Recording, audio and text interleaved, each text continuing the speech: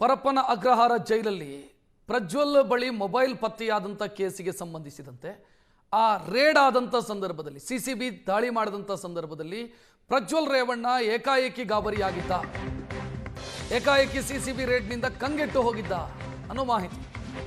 CCB ಅಧಿಕಾರಿಗಳಿಗೆ ಕೈ ಮುಗಿದು ಬೇಡಿಕೊಂಡಂತೆ, ತಪ್ಪಾಗಿದೆ ಸರ್ ಬಿಟ್ಟು ಬಿಡಿ, ಮೊಬೈಲ್ ವಿಚಾರ ಎಲ್ಲಾದರೂ ಆಚೆ ಬಂದರೆ ಸುದ್ದಿ ಆಗತ್ತೆ, ನಮ್ಗೆ ಸಮಸ್ಯೆ ಆಗುತ್ತೆ, ದಯವಿಟ್ಟು ಬಿಟ್ಟು ಬಿಡಿ ಪ್ಲೀಸ್ ಅಂತ ಪ್ರಜ್ವಲ್ ರೇವಣ್ಣ ಗೋಗರ್ದಿದ್ದ.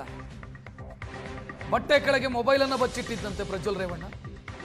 ಮೊಬೈಲ್ ಜೊತೆಗೆ ಪೆನ್ ಡ್ರೈವು ಇದನ್ನು ಪೊಲೀಸರು ಸೀಸ್ ಮಾಡಿದ್ದಾರೆ. ಪೆನ್ ಡ್ರೈವ್ ಅಲ್ಲಿ ಅಶ್ಲೀಲ ವಿಡಿಯೋಗಳು ಕೂಡ ಪತ್ತೆಯಾಗಿದೆ.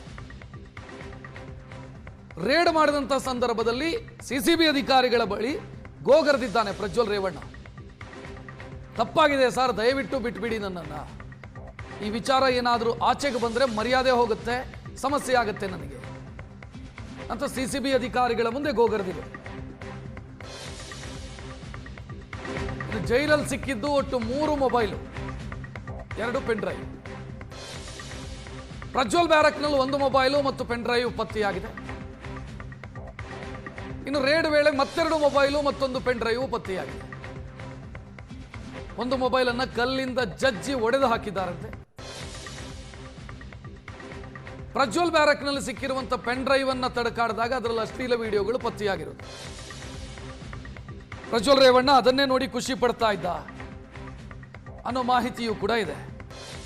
ಒಂದೇ ವಿಡಿಯೋ ನೋಡಿ ಅವನೇ ಖುಷಿ ಪಡ್ತಾ ಇದ್ನೋ ಅಥವಾ ಬೇರೆ ವಿಡಿಯೋ ಏನಾದರೂ ತರಿಸ್ಕೊಂಡಿದ್ನೋ ಗೊತ್ತಿಲ್ಲ.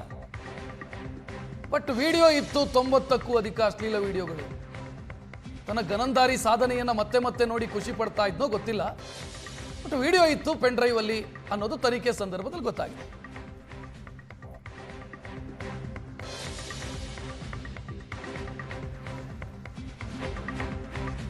ಇನ್ನು ಪ್ರಜ್ವಲ್ ರೇವಣ್ಣ ಬ್ಯಾರಕ್ನಲ್ಲಿ ಮೊಬೈಲ್ ಪತ್ತೆಯಾದ ಪ್ರಕರಣಕ್ಕೆ ಸಂಬಂಧಿಸಿ ಇನ್ನೊಂದು ಡೀಟೇಲ್ ಇದು. ಸತ್ತವರ ಹೆಸರಲ್ಲಿ ಸಿಮ್ ಖರೀದಿಯಾಗಿತ್ತಾ ಅಂತ.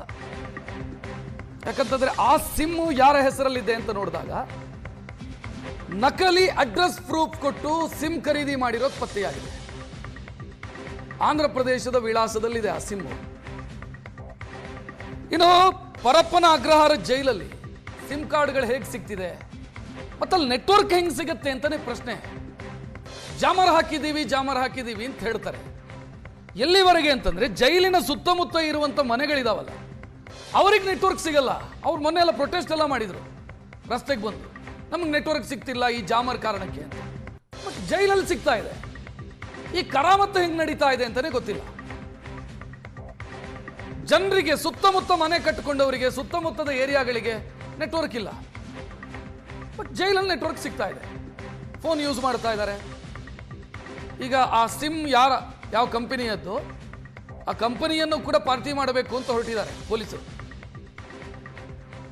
ಹೇಗಲ್ಲಿ ನೆಟ್ವರ್ಕ್ ಸಿಗ್ತಿದೆ ಅನ್ನೋದು ಒಂದು, ಎಲ್ಲಿಂದ ಸಿಮ್ ಕಾರ್ಡ್ ಬರ್ತಾ ಇದೆ, ಫೇಕ್ ಅಡ್ರೆಸ್ ಕೊಟ್ಟು ಸಿಮ್ ಕಾರ್ಡು ಜೈಲಿಗೆ ಬರ್ತಾ ಇರೋದು ಹೇಗೆ, ಇದನ್ನು ಕೂಡ ಪೊಲೀಸರು ಪತ್ತೆ ಹಚ್ಚೋದಕ್ಕೆ ಮುಂದಾಗಿದ್ದಾರೆ.